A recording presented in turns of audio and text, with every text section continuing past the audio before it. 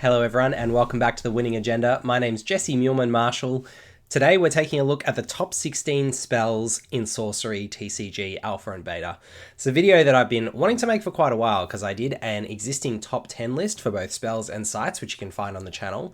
And that was actually released before we had the full alpha set. So that was when we had, I think it was about 380 of the 403 cards that were spoiled. So we'd been testing with those, playing with them in the first couple of seasons of the league, and I did those top 10 videos. What we've now got is the full alpha set, obviously, that was released, and we've got now the full beta set as well. And the metagame has evolved and developed as we've all been playing with that entire pool of cards for a few months now. So I've been meaning to come back and do a top 16 list, expand it just a little bit in terms of both spells and sites now that we've got the full sets, and look at what I think are the most powerful spells and sites from a gameplay perspective, in Constructed specifically. So this list today, we're going to be looking at the top 16 spells, and unlike the original list which I did, which was kind of my 10 favorite cards, if you like, or the ones I was most looking forward to collecting, this list is really focused on gameplay power. So if you're somebody who's approaching Sorcery TCG and new to the game, and you're wondering what are the best cards to get my hands on to build different decks and have a good shot at being competitive in the meta and putting together different decks that I might want to play with in local tournaments, then this list is going to be really helpful for you. If you're somebody who's just been tinkering around with different lists and is interested in knowing what you're likely to come up against if you were to go to a tournament, this list will give you an idea of some of the cards that you might see on the other side of the table. And if you're someone who's just collecting the set and is interested in sort of card values and why certain cards might be worth more than others or more desirable than others, hopefully this list will give you a bit of an idea as well about what's driving that from a play perspective. So anyway, Merry Christmas to everybody. It's just past Christmas here. It's the 30th of December here in Melbourne. It should be sunny and warm in summer, but it's a little bit rainy and drizzly outside. But I hope wherever you are in the world, you've had a safe and happy Christmas and that you enjoy the new year as well. And wish you all the best for 2024. But let's dive into the top 16 spells.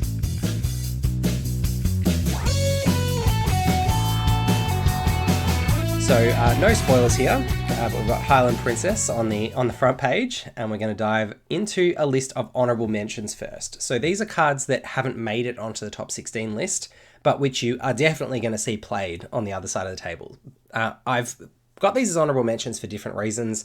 Some of them it's because whilst they're played consistently, they're not super splashy or they're a bit replaceable, and that if they weren't there, there's certainly other cards that could fill the void. No pun intended, and do play the role just as efficiently. It's just that they happen to be the most efficient version of what they do. For some of them, it's because they're very specific and niche to particular decks, and they're not played as widely, and that's kind of the tiebreaker I used when determining if I had things that I thought were broadly equal power level, whether I would include one on this top 16 list or have it as an honourable mention. So the first honourable mention that we've got is Lightning Bolt, a very frequently used finisher. The fact that it can deal 3 damage to a random unit at target location, meaning it can hit avatars across the board no matter where your caster is located, means that this is a favoured spell for finishing the game when the opposing avatar is at death's door. It's going to continue to be that. It's something that when you're at death's door, you always have to be aware of, placing friendly units on the same side as your avatar to try and protect them from enemy lightning bolts and take advantage of the random nature of lightning bolts damage. But it's just a ubiquitous card that's very common in the format. But the reason it's on the honourable mention list is because of things like Firebolts and the third card on the list, Heat Ray, all of which fulfill a bit of a similar role. They can act as removal in the early game. They can finish an avatar that's at death's door from across the board, and they all play a broadly similar role in the game in that respect as direct damage, removal, and death's door finishes. The next card on the honourable mention list is Atlas Wanderers, a very powerful 5-cost 5 power minion that has a Genesis ability that I think, until you've played with it, you're not going to quite comprehend how powerful this can be, particularly in Avatar of Earth. So Avatar of Earth has the ability that it gets stronger the more Earth sites are around it, which means that if you're playing as Avatar of Earth, you want to be able to attack your opponent's sites at a time and location where your Avatar of Earth is still surrounded by the maximum number of Earth sites. And if you're playing Avatar of Earth, presumably most of your sites are going to be Earth. What Atlas Wanderers allows you to do is swap 2 different sites. So you can swap one of your sites that you play the Atlas Wanderers on with one of your opponent's sites that's adjacent. And that can bring an opponent's site into a nest, effectively, of your Earth sites for your Avatar of Earth to attack. And it can mean that you both get additional damage from your Avatar of Earth's attacks, but you can also get an opponent's site right next to your avatar to save you a step of movement as well. So Atlas Wanderer's ability, extremely powerful, very strong, very fun, and it's a 5-power minion for 5 mana. So lots to love about the Atlas Wanderers. Pudge Butcher, similarly, another 5-power minion, a fan favourite in terms of the rather gruesome artwork and the obvious callbacks to Pudge from Dota and the Butcher from Diablo, continuing that very strong vein of throwbacks and callbacks in ARPGs and video games generally. So Pudge Butcher, a 4-cost 5-power minion, immobile, tap, shoot a projectile, hits a unit, may drag it to this location and fight it. It can drag in enemy avatars, put them in harm's way so that all your minions can gang up on them. It can take out and remove lots of enemies. It's a 4-cost 5-power minion. Anything with power higher than its cost is always going to be good at the moment in Sorcery. That's kind of anything that has that is worth considering including in your deck. And despite the fact that Pudge Butcher is immobile, the power of its ability definitely rates it an honourable mention. Highland Falconer is a very strong and rather surprising how good it is just by looking at it. So it's a 2-cost 1-power minion, doesn't sound great. It's got a Genesis ability. You may search your hand in Spellbook for a beast with airborne and mana cost 2 or less and summon it here, shuffle if needed. So the card you're searching for has to be a beast, which is a type of minion. It has to have airborne and it has to cost 2 or less. So there's 3 conditions on it, but you get to summon it where the Falconer is for free. So effectively you're paying 2 mana to get a 1-power minion in the Falconer, as well as another 2-cost minion that you get to search for from either your hand or your spellbook. So you're effectively drawing that card from your spellbook, or it's, giving you card advantage by letting you get another card out. And it's also, if you go and get something like a Paliburi Bats, you're paying 2 mana to get 3 power onto the board, split across 2 different cards, which is, again, pretty good. So if you look at it that way, it's sort of a 2-cost 3-power minion, which is above rate and definitely something worth considering if you're playing air, plus the fact you can go and get Sacred Scarabs, which is a pretty big threat as well. Death Dealer has Genesis kill all other minions. It's an iconic card. It kills minions no matter where they are in the realm, and it is one of the only ways that you can kill things that are burrowed or submerged if you're on the surface, and it's just a very, very powerful effect. It makes the honourable mention list rather than the top 16 list, because despite how good it is, 7 cost is kind of a lot for the current meta. So Sorcery is quite fast. The game tends to not last all that long in terms of turns, and oftentimes, even once you do have 7 mana available, you're wanting to play 2 spells, and you don't always want to spend your whole turn playing something like a Death Dealer. The other thing is that not a lot of things tend to stick to the board in Sorcery. The way that decks are currently constructed and that the metagame currently flows at the moment is that things often hit the board and then get removed or trade, so you don't often end up with those really wide board stall situations. And a lot of that's about the positionality of the game and how hard it is to play a more defensive game plan when your sites can be attacked. So the game has sort of developed to a point where dealing with opponents' early plays is very, very important. So Death Dealer stocks have gone down a little bit, but it's still a really powerful card worthy of an honourable mention. Ruler of Thule, similarly, is a very strong effect. 4 cost for 3 power is not the best rate, but it does have charge, which is pretty good. 4 cost 3 power charge is Petrosian Cavalry stats, and that's a perfectly serviceable card. But Ruler of Thule has this additional text that it allows you to play it on your backline and attack your opponent's backline from there. So it connects the 2 edges of the realm for your allies. And it also gives other allies +1 power while they're there. So you can use it to sneak in and kill your opponent's avatar if they're trying to turtle up on their side of the board. You can use it to have a bit of a surprise attack with a bunch of minions that you've been sort of sandbagging at the back of your board. Lots of different playstyles that it can open up. So the fact that that ability is so strong, in addition to what are really decent base stats, 4 for 3 with charge, means Ruler of Thule is also worthy of an honourable mention. Lastly, we've got Atlantean Phalanx on the honourable mention list. Another 4 cost 5 power minion, so another one with power higher than its cost. Worthy of the honourable mention really purely because of that. And because 5 is such an important number, given that it is exactly 4 hits or 4 strikes from a 5-power minion to get your opponent to 0, means that you can do things like Grapple Shot your Atlantean Phalanx and take out exactly 50% of your opponent's life total in one go. And if you do that twice, then you've got them to 0. So that's exact multiplier of 5 into 20 works really well for things like Dalcian Phalanx, which you do get to get out quickly because of its 4 cost.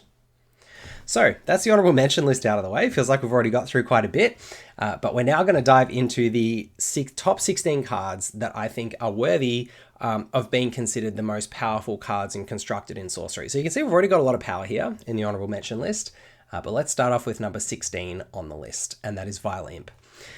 So this minion is going to terrorize you if you're playing aggro decks. It is the most frustrating piece of card advantage that control decks, and in particular Death Speaker decks, which also get to recur it because of its Genesis ability to get its Genesis again. It's one of the most frustrating things you can come up against when you invest your 2 mana, playing your Spectral Stalker off your tower on turn 1, and your opponent untaps, plays a sight under your Spectral Stalker, and then Vilimps your Spectral Stalker. They've spent 0 cards to kill your 2-power minion, and they've left themselves with a 2-power minion on the board, and if they're Death Speaker, the capacity to maybe get another 2 damage later on by bringing it back from the cemetery. So Vilimp, very far above curve for a 2-mana minion, a very strong ability, and also there's the fact that if it's brought back by Death Speaker, or even if it's just played using a Summoning Sphere later in the game, or if your opponent happens to be adjacent to one of your sites, you can use it to kill an enemy who's at death's door. And because it's target adjacent unit, that's damage that's direct, it can't be defended, it's as good, if not better than, a Lightning Bolt for finishing the game. So Vilimp all around, just an incredibly good, powerful, strong card, and one that you're going to have to be aware of if you're trying to play an aggro deck in the current meta. Number 15 on the list is the mixes. So we've got all 4 of them: Mix Air, Mix Aqua, Mix Ignis, and Mix Terra. There's a lot of conjecture out there at the moment, and I just want to kind of be on the record about this as well. So you've got the mixes and the cores in alpha and beta. And there are some people who say, oh, the mixes are better than the cores because they give you more acceleration. We'll come to the cores because they are, spoiler alert, later on the list or higher up the list. And they are more ubiquitous, more powerful at the moment, and they give you more consistent ramp across the game. The problem with the mixes at the moment in Sorcery is that 2 things. One is they're color limited, so you can only use the discount from them, which is effectively the mana from them, for a spell of the corresponding color. So Mix Aqua can only be used for a water spell, Mix Air for an air spell, and so on. What that means is that they're a lot more restricted than the mana that you get from the cores, which you can use for any spell, including artifacts. And you can never ramp into another artifact with the mixes. So if you're playing Orb of Balbereth, and that's one of the things at the top of your curve, you can't be curving into that with mixes. The acceleration simply doesn't help you. So that limiting factor of being able to only be used on spells of the same element is a really big limiting factor on how good mixes are. That also means if you're playing a multi-element deck, the mixes immediately become less reliable. So unless you design your deck that your cards at the top of your curve are all of one element and you're playing that corresponding mix, you're not going to be able to be guaranteed that when you want to play your 6-drop, your mix is actually going to be able to help you play it. So if you've got some air and fire 6-drops in your deck, you need to make sure you draw the right mix to play the right 6-drop, which adds another element of unreliability to it. Obviously in a mono element deck, and this is why I think Mix Aqua sees a bit more play because there are more mono water decks around, the mix is that element of reliability, or both of those elements of unreliability are sort of solved. But the issue that you still run into is that you're expending, yes, you're getting more acceleration than you do from a core, but you're obviously using it in one go. And at the moment with the card pool in Sorcery, there aren't really enough payoffs. There aren't enough sort of combos or even plays that you can make on any particular turn that can't be answered effectively by your opponent on their turn. And so when you're investing 2 cards into an early play, say that you play Mix Aqua into a Captain Baldassar or a Pirate Ship or something like that on turn 2. So you go Mix Aqua turn 1, then you play a 4-drop on turn 2. Or even a 5-drop on turn 2. Your opponent on their turn 2 or their turn 3 is probably going to be able to answer that, or it's so early in the game that they can avoid being connected to you for a couple more turns until they can deal with it, because you still got to make your way across the board if what you're investing your mix in is a minion early on. And you really just, by putting yourself in danger of being 2-for-1 by turning your mix into a minion, you're giving your opponent the chance to get ahead in a way that it's hard early to actually press the equivalent advantage in Sorcery. So in a game like Magic, for example, where there's no proximity issues and there's no board, you can play your things using your Black Lotus or your Dark Ritual, and you can sort of combo off and do your own thing on your board space, and then you can just straight up kill your opponent. Whereas in Sorcery, firstly, at the moment, most of the big plays you're wanting to make are going to be minions. Secondly, those minions actually have to get across the board, which is going to be harder to do early in the game because you're further away from your opponent at the start. And if your opponent answers them, you've sort of got less ways to recover from that card disadvantage. So those are some of the things that go into the mix in evaluating how strong the mixes are. Obviously, mix Air into Grandmaster Wizard, it's a good play. Mix Ignis into a Death Dealer can be a good play sometimes in some board states, but it's just that inconsistency and the lack of versatility in how you spend the mana, as well as the propensity to being 2-for-1, that means the mixes are only at number 15. But as the card pool grows, and as we get more combos potentially that rely on making particular plays and chaining things together, I dare say the mixes will progress further up this list, but that's where they sit at the moment for me. Number 14 is the Root Spider. So an unassuming little minion, but one that is just so hard to deal with in the current card pool. So in Alpha and Beta, when your opponent summons a Root Spider burrowed and they're playing a control deck and you're playing an aggressive deck, it's actually super difficult for most avatars to actually get rid of the Root Spider. So the few ways that you can do it are you can flood the site that the Root Spider's burrowed on, which will kill it by turning it into a water site. Or you can have an underground spellcaster that casts a direct damage spell. Or you can have an underground minion that does something like shoot a Grapple Shot or attacks the Root Spider. But short of doing any of those things, all the common removal spells that an above ground caster would cast can't target the Root Spider or the Root Spider's location because they're on a different plane or they're a different region. So something like Lightning Bolts, Fire Bolts, Heat Ray, all those things only affect the above ground region or really only affect the region that the caster is in. So one sneaky way that you can do it is if you have a River of Flame, because River of Flame can cast fire spells. You can cast a Fire Bolts or a Heat Ray in the underground region with your River of Flame, because it does occupy both regions. But short of that, short of having a River of Flame and a fire direct damage spell, Root Spider can be super difficult to get rid of.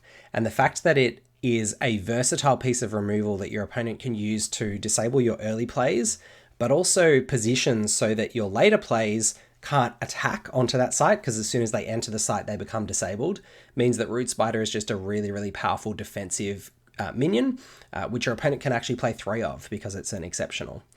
So Root Spider deservingly clocks in at number 14 on the list. Number 13 is Nimbus Gin. So this is one of the combo finishers in Sorcery in Alpha and Beta.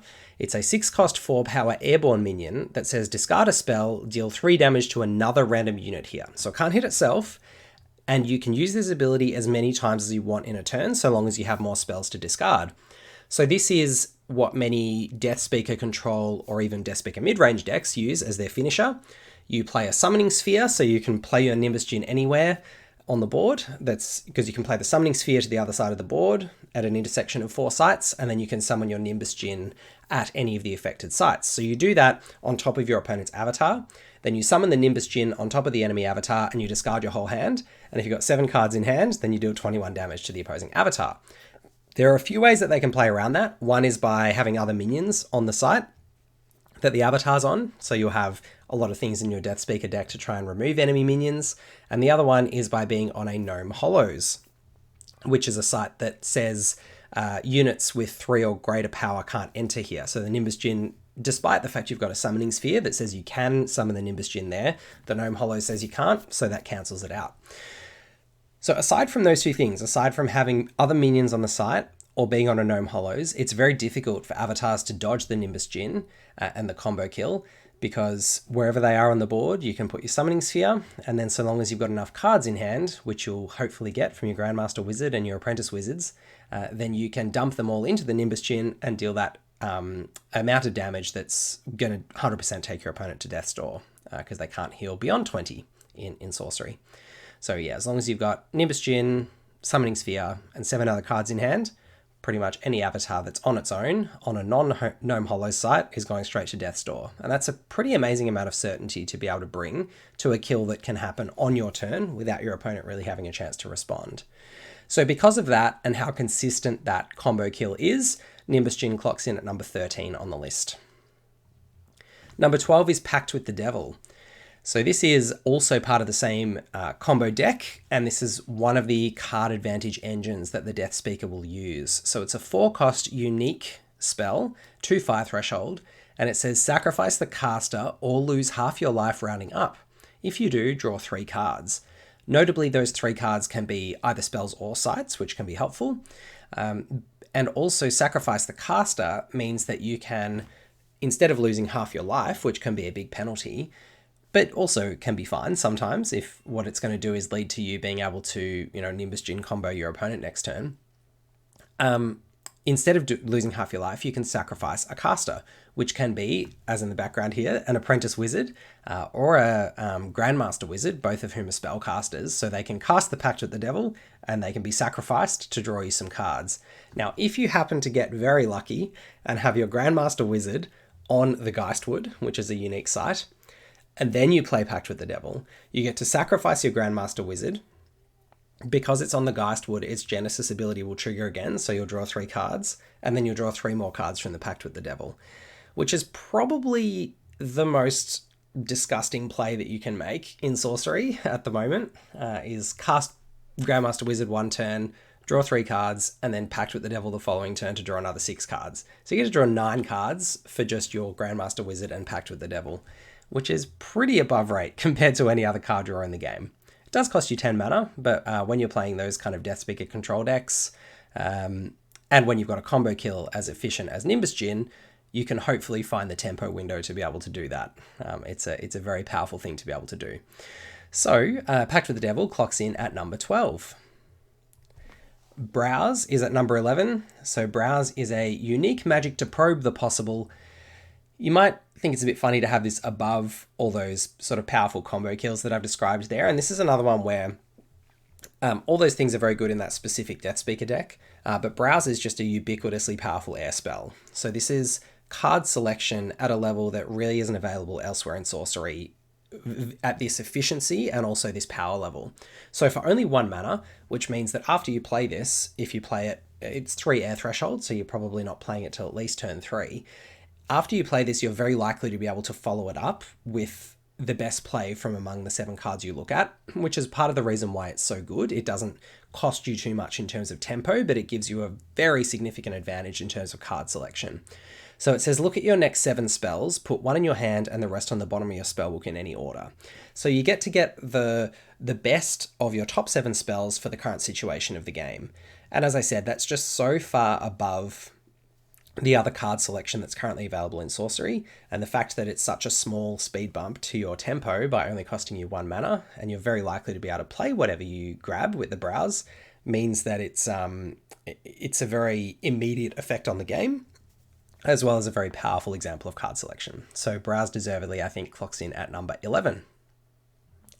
Number 10 is Blink, which if you watched my video a couple of weeks ago about the Sorcery League that's running at the moment, Blink is the most played card, both by percentage of decks that contain at least 1 copy, as well as the number of copies played across every deck, which is a pretty amazing stat. So Blink is just 1 threshold and 2 cost. It's a cantrip, so it replaces itself. You get to draw a card. And just that ability to teleport an ally to a nearby location, I guess the game has proven throughout the metagame's development in the first few months that moving an ally, or the ability to move an ally untapped from one location to any nearby location, whether that ally is your avatar or whether it's your most powerful minion or a minion that you really need to relocate, the ability to do that is just absolutely worth 2 mana. There are so many situations where that's basically a whole turn that you're saving in terms of moving an ally to a position where it can attack, where it otherwise wouldn't be able to, and it would have to take a step and then another step the following turn. So in many circumstances, this is saving you a whole turn's worth of movement and activation on the ally, And it also allows for so many surprise plays where your opponent thinks they're safe, they think that you can't do something, and then you actually can because you've got the blink and you can move yourself untapped. So it just allows you to, I mean, if you think about chess and you think about sorcery's analogies to chess, imagine if you could blink a piece in chess, how powerful that would be. You know, your opponent's setting up, they're trying to dodge your threats, and then all of a sudden you get to move one of your pieces to any of the diagonal or adjacent sides, squares on the chessboard, and then still take your action for the turn. It's just crazy. So blink overperforms, I think, from how it reads, and the fact that it's a cantrip just means the cost of putting it in your deck and the cost of playing it is so low, and the 2 mana is just absolutely worth it. So very, very deserved first entry into the top 10 from Blink. Common Sense comes in at number 9. Probably good that, and makes sense that it follows on from Blink as well, because this is one of the Blink is one of the best things to get with Common Sense in some situations, but the versatility of Common Sense in a game that has very few tutors, there are very few ways to actually go and find and fetch the card you need at the time you need it in this game. Common Sense is limited by the fact that it can only find ordinaries, which might seem, you know, it's a really logical, I think it's a really cool design that plays on the way that sorcery rarity works with the number of cards, so number of copies you can have in your deck. So your ordinaries are the ones that you can have 4 copies of, so you can't go fetch your uniques with this, you can't go fetch your elites, and the ones that are limited by the fact that they are higher rarity. So presumably the game designers want you to have less access to those things. Common Sense can't let you access those. But even the fact that it can let you access your ordinaries means firstly you can play less or fewer copies of particular ordinaries and still be pretty sure that you're going to be able to access that effect at certain times in the game consistently. So you can play 1 Dispel or Disenchant and still know that if you've got 3 or 4 Common Sense, you're going to be able to reliably access that Dispel or Disenchant effect to remove auras and artifacts consistently throughout the game. That's an amazing flexibility to have in deck building. You can then also know that if you play 1 Lightning Bolt or 1 Heat Ray or 1 Fire Bolts, you're going to be able to reliably go and find those when your opponent's at Death's Door. And you know that if you have 1 Blink in your deck, you're going to be able to reliably find that when you need to reposition your avatar or one of your minions on a key turn. So Common Sense just goes and gets so many of those key spells, or Grapple Shot to finish the game as well, or to take out a key minion is obviously another key Common Sense target. It just goes and gets so many of those important key spells. It lets you play fewer of those spells in your deck to reserve your deck space for other things. And it just gives you a lot of flexibility and consistency, most importantly, which is something that a lot of decks really struggle and strive for in Sorcery TCG. Atlantean Fate comes in at number 8. So this is probably one that a lot of people haven't been on the receiving end of its full power. And I think it is one that's going to keep getting better as ordinary sites become fewer in decks and as the game develops and we start seeing atlases more packed out with higher rarity sites, which I think will inevitably happen as more of them are printed. But Atlantean Fate's ability to not only flood sites, which is helpful for removing things like Root Spider as a kind of off side benefit, but also turning on all of your waterbound minions or your water matters minions like Anui Undine, who's there in the background. That ability to flood 4 sites is really strong, or at least the non-ordinary ones. The better thing though about Atlantean Fate, if you compare it to Flood, and just that first part of the ability, their water sites, they only provide water threshold and they lose all other abilities. So you also turn off your opponent's site's abilities, which can be really crucial. You know, it can, against a Death Speaker deck, for example, which is trying to play 3 or 4 colors, it can turn off the elemental threshold of 4 sites on their side of the board, which can completely stymie them. Like that can take out a huge amount of their tempo and their capacity to even play the cards in their hand. And they also lose all other abilities. So you're turning off things like the Geistwood and some of those really key sites that can be very important to enemies' game plans. The next ability though, Submerge all minions and artifacts atop affected sites, means if you're playing it on your opponent's side of the board, you're getting rid of all their mixes, all their Philosopher Stones, all their cores that are currently on the board, mainly Philosopher Stones and cores, obviously, those are the most common things you're going to be hitting. But you're also getting to remove any of the minions. So if you accelerate into this on, turn 4 or even turn 5, you might be hitting 2 or 3 artifacts that the opposing avatar is carrying and 1 or 2 minions, and negating a lot of their elemental threshold on their sites, as well as improving all of your waterbound and water matters minions. So for 5 mana, you're doing a whole swathe of different things that positively affect you and negatively affect your opponent. And it's very flexible because it's an aura, so it can be cast anywhere on the board. So Atlantean Fate to me is one of the most powerful cards, one of the most powerful spells in the game, and deservedly comes in at number 8. Number 7 is Infiltrate. So this is what's proven to be one of the most powerful removal spells in the game.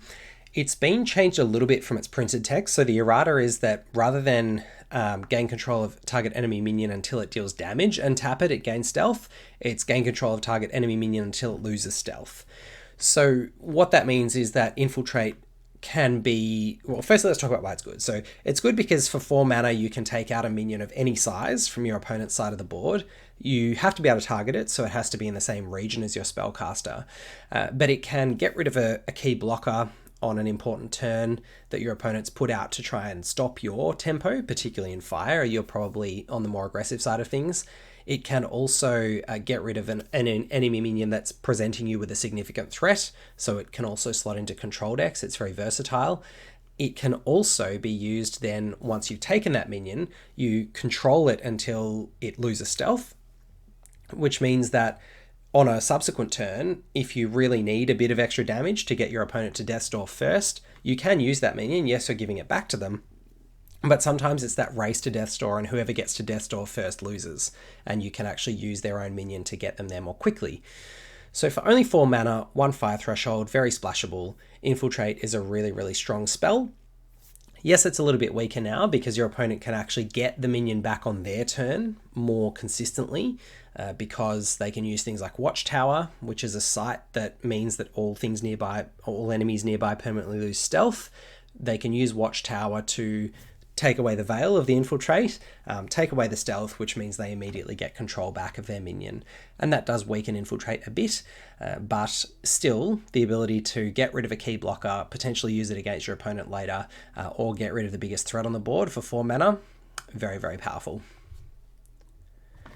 Grapple Shot at number 6, one of the most common ways that you'll see games of Sorcery end. It's like a laser-focused beam, just finds its way across the board, hits the opposing avatar no matter how many different things they've got on their site trying to defend them, and allows you to just take them out. So Grapple Shot, yeah, it's extra damage. It allows you to effectively double strike with a lot of your minions in the early mid game if you just want to get extra damage in. It allows you to finish the game when your opponent's at Death's Door. It allows you to take out enemy minions without being struck back with things like your Avatar of Earth or Battle Mage, and it's just a really fantastic asset for aggro decks and mid-range decks to have in their arsenal. Only 1 threshold, very splashable, fetchable off common sense. It's really got everything going for it, Grapple Shot. I've already talked about it in a few deck techs, so I won't spend too long singing its praises, but definitely one of the most powerful cards in the game.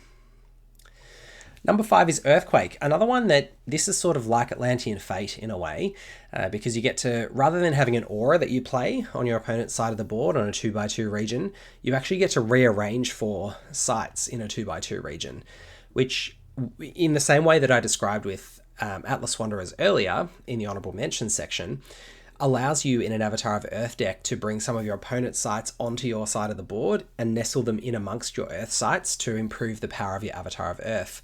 But in any other deck that's not Avatar of Earth and doesn't care so much about exactly where the enemy sites are, the ability to rearrange sites can still be super powerful. You know, you can move an avatar, you can move a site that's relevant to a particular area of the board away and get it out of where your opponent wants it to be. You can bring some of your sites in to where you want them to be simply by rearranging.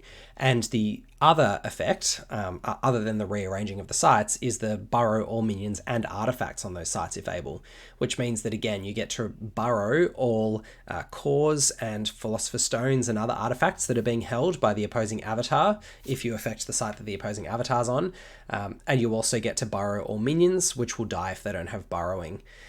So, you know, it's an extremely flexible, powerful spell that does multiple different things that a lot of decks are going to want to be doing. And there are so many game states you get into where you deploy a few minions early, particularly as an aggro or mid-range player, and then you think, please don't have Earthquake. Please don't have Earthquake. If they have Earthquake, they're just going to 2 or 3 for 1 me, maybe take out one of my cores.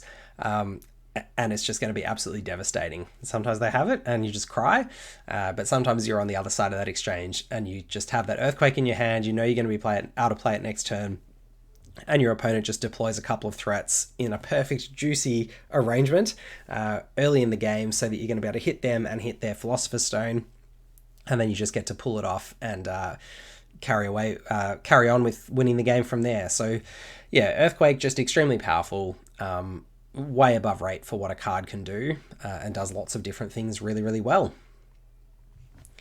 Number 4 is Grandmaster Wizard. So this is the core of what I think is probably the best, or one of the equal best decks in the format, which is that Death Speaker deck I've spoken a bit about. For 6 mana, you get to draw 3 spells. That's decent. That's not too bad for a control deck to be able to do. Yes, it's expensive, but drawing cards in Sorcery is hard.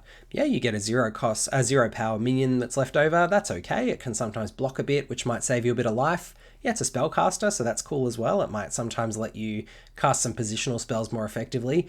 But what really blows this completely above on power level so many other cards in the game is the combo with the Geistwood, that if it dies on the Geistwood, you get to draw another 3 cards. So all of a sudden you've paid 6 mana to draw 6 cards. That's getting absurd. And then the further combo with Death Speaker, that you can play this again from the cemetery, which, if you play it on the Geistwood, it dies, and then you play it again from the cemetery. Yes, you spent 12 mana at that point, but you've only spent 1 card and you've drawn 9 cards. So Grandmaster Wizard, just the way that the 3 spells that it draws can multiply using other effects like the Death Speaker, Geistwood, and also Pact with the Devil being a spellcaster, it just synergizes really perfectly with some of the most powerful things that deck is trying to be doing. And anytime you draw a Grandmaster Wizard in your opening hand, you're going to be pretty happy about it as a Death Speaker player. In at number 3 is Highland Princess. So this is one that some newer players might not have expected. This is a 2-cost 2 air threshold, which can be important because you can't play it off a tower turn 1 unless you've also got an Amethyst core. But yeah, 2-cost 2 air threshold, 1 power minion, pretty unassuming. But just like Highland Falconer, which is the other 2-cost 1 power air minion that was in the honourable mention list, Highland Princess says, Genesis, search your spellbook for an artifact that costs 1 or less, reveal it and put it into your hand, shuffle. So I mentioned before that the rarity, when I was talking about common sense, there aren't many tutors in the game, firstly. And secondly, the rarity system and the fact that you can only play 1 unique is often used, or 1 of each unique, is often used to make it more unreliable that you're going to see your most powerful cards. So yes, we might push the power of a unique every now and then, but if our players can only draw 1 copy of it, only play 1 copy of it, then they're not going to draw it as often in their games, right? That's the theory that the Sorcery team has, I think, around that rarity and the number of copies of each card that you can play, the rarity system. Highland Princess really turns that on its head because it says, effectively, this card functions as a second copy of Philosopher Stone and all of your cores in your deck, and more cards that might be printed in the future that might cost 1 or less and be artifacts.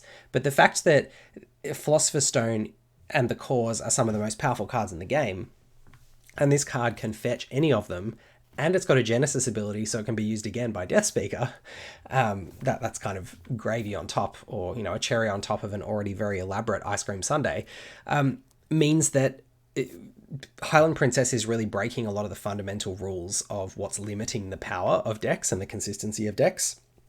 So it's allowing you to have Philosopher's Stone twice as often, basically, as you otherwise would. And if you don't need a Philosopher's Stone, or you've already drawn your Philosopher's Stone, it'll go get you a core instead. And as I've shown in the background there as well, if you don't need mana acceleration, go get a Tor's Hammer Trinket and give +1 power to one of your minions or your avatar, which can also be extremely crucial and definitely worth the, half a card to go fetch it off this Highland Princess. So Highland Princess, just extremely powerful, brings consistency, which again is something that decks in Sorcery are really struggling for and striving for, and brings consistency in the most powerful way by getting you the most powerful cards out of your deck. So definitely deserving, I think, of the number 3 spot on the list. Let me know what you think. There might be some people out there who disagree, but I think from what I've seen of the metagame and how many of these we've been selling through our store, people are starting to cotton on to how good this card is, I think. So number 2, we're getting into the Vaults of Zul. But it's not actually Vaults of Zul that's number 2 on the list. Some of you might be surprised. It's actually the cores. So I mentioned earlier, some people have said, oh, you know, the cores, they're not really that good. They cost 1. You don't get any ramp immediately. I think if you start playing some competitive sorcery against Death Speaker, Avatar of Earth in particular, you'll start to see why a turn 1 core into a turn 2 3-drop or off a tower 4-drop is very powerful when it's then followed up by more acceleration and the ability to continue ramping into higher cost things earlier in the game than you otherwise would. And I mentioned before the power of something like Grandmaster Wizard. The cores in combination with the towers, allowing you to play things like Grandmaster Wizard 1 turn earlier for each of those pieces of acceleration you have, has this compounding effect that means that you can bring that window where you take that tempo hit from playing the Grandmaster Wizard earlier in the game. And when you do that, when you bring that tempo hit earlier in the game, it becomes less of a problem for you because the things that you're not dealing with or the threats that your opponent has on the board are likely to be less immediate and less significant. So if you think about the issues you might face, particularly if you're on the draw as a control deck, playing a Grandmaster Wizard on turn 6, your opponent could have 3 minions that are threatening to beat you down at that point, and they can have played their 6-drop, which could be a pretty strong minion, right? So if you then just play out a Grandmaster Wizard, if they on their following turn remove the Grandmaster Wizard and hit you with their 6-drop, that can be quite a lot of tempo that you've lost. But if you're doing that on turn 3 or turn 4 instead, because you had 1 or 2 cores and then a tower that you're accelerating into the Grandmaster Wizard with, the amount of threat that you're facing is significantly lower, and you're bringing that tempo hit earlier in the game and then opening up your options after that. Because you've then drawn 3 cards and there's also different things that you can add to the board and do after that to respond to your opponent's threats as they play them on those more crucial turns. So the power, I mean, that's just one example. Like it's the same in Death Speaker and I think, in Battle Mage. That's another one I wanted to discuss. An example of, with Battle Mage and Avatar of Earth, there are a few unique things about sorcery that actually make these cards a lot better than they would be in other games. And one of them is the avatar. So the fact that a lot of avatars actually want to get active, so Battle Mage, Avatar of Earth, the earlier in the game that you can have enough mana that you no longer need to be tapping your avatar on your turn to play a site, the more likely you are to win the game, because you're actually wanting to be using those avatars to attack your opponent. So what the cores do is they allow you to do that 1 turn earlier than you otherwise would. So if you need to get to 5 mana for your Battle Mage or Avatar of Earth deck to hit the top of your curve and to be, double spelling in the mid game with a 2 and a 3 cost spell, if you can start doing that on turn 4 instead, if you can reach that 5 mana threshold on turn 4 by having a core in play, that's a whole extra turn of using your avatar that you would otherwise have to use to tap to play a site. And the fact that you, in Sorcery, also can choose which deck you draw from means that the core is 100% giving you the ability to do that and to continue drawing spells rather than sites from your spellbook. So because you can always choose to draw from your spellbook, you never have to draw another site again if you don't want to. So these cores, if you draw them early, in those aggro mid-range decks like Battle Mage and Avatar of Earth, can be really, really significant. And they sort of replace themselves in a way, because rather than having to draw a site on a later turn and tap your avatar to play the site, instead you've got a spell in your hand at the start, which you play out, and then you're actually redrawing that spell later as a site you would otherwise have had to draw, if that makes sense. So the card advantage is neutralized, but you get a whole extra turn of using your avatar earlier that you would otherwise have to use to tap to play that site. So card-wise, it's neutral, because you don't have to draw the site. Instead, you've got this spell in your hand at the start. So that's, 1 for 1. But the advantage of being able to play it for 1 mana early is a much lower cost than having to tap your avatar to play that site later, which is a whole turn of using your avatar that you would miss out on. So hopefully that makes sense, but I think that's an illustration of just how much more powerful the cores are than they might seem at first blush. You've got the compounding ramp for things like Grandmaster Wizard, and then you've got the ability to be a site ramp for a site that you would otherwise have to play in a deck that really wants to be using its avatar. Number 1 on the list, I'm sure that you will have guessed it by now from all my descriptions, particularly around Highland Princess, is, drumroll please, Philosopher Stone. So this is unchanged from my previous list. Philosopher Stone, again, there's been a lot of conjecture. How good is it really? Do you really need it for your decks? Do that many decks play it? Are there good decks that don't play it? Yeah, absolutely. There's good decks that don't play it. But in a 2+ element deck, even the ability for one card to get you 2 mana for one mana investment, for it to be generating consistently 1 to 2 mana for every turn for the rest of the game is absurdly above rate. Like, you haven't had to tap, to go back to the cause discussion, you haven't had to tap your avatar to put this into play, and it's generating you at least 1 mana every turn for the rest of the game.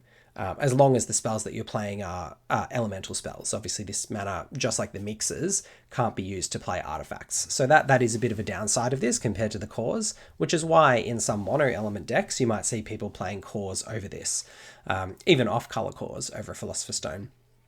But if it has, as soon as you're into a 2+ color deck, and definitely when you get into a 3-color deck, like a 3-color Death Speaker deck, if this is generating you in those decks sometimes 3 mana on a turn, and then still being in play for the following turn and the following turn and the following turn, that is just an unbelievable level of advantage and mana advantage and tempo advantage that you're getting over your opponent. And I think until you've experienced that and been on the other side of it, you can't quite comprehend exactly how significant that can be. So Philosopher's Stone for me still deservedly at the #1 spot. People are getting better at playing against Philosopher's Stone as well. You know, there are so many games now I have where I'm mindful of Earthquakes, I'm mindful of Atlantean Fates, I'm mindful of enemy common sense into Dispel and Disenchant, because Philosopher's Stone is so good that it's very worthwhile your opponent playing those effects and utilizing them just to get rid of it. So how you play it takes a lot of skill. How you utilize it, how you position your avatar, and how you play around some of those threats that get rid of it are really important. But all of that just goes to underscore exactly how important it is, both for your own game plan, but also for considering getting rid of your opponents, because it's just so powerful. So thanks everybody for watching. I hope you enjoyed the top 16 list. It was a real pleasure for me to go through and put this together. I have loved diving into the alpha and beta card pools, getting to know the metagame, getting to know different decks. I'm actually going to play a few constructed games at a friend's house this afternoon to celebrate the end of the year in style. So shout out to the local community at Plenty of Games. We've actually announced, you would have seen in my last video, the Sorcery Australia New Zealand Championship. If you are in Australia or New Zealand, do check that out.